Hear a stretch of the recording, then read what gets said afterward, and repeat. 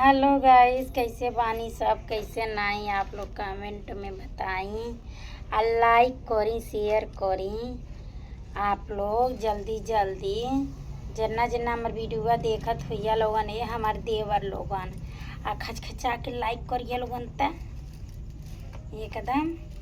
चैनलवा के सब्सक्राइब करिए लोगन त। देखो थोड़ा लोग ढोड़िया कि ना गोहिर भइल बा, कम से कम एक पौवा तेल आ जाई न, जान लिया लोगन, नजर लग जाइयो।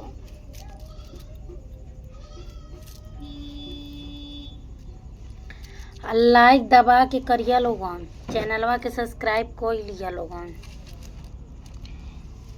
एने देवरा करत छिनरई, एना छिनरई,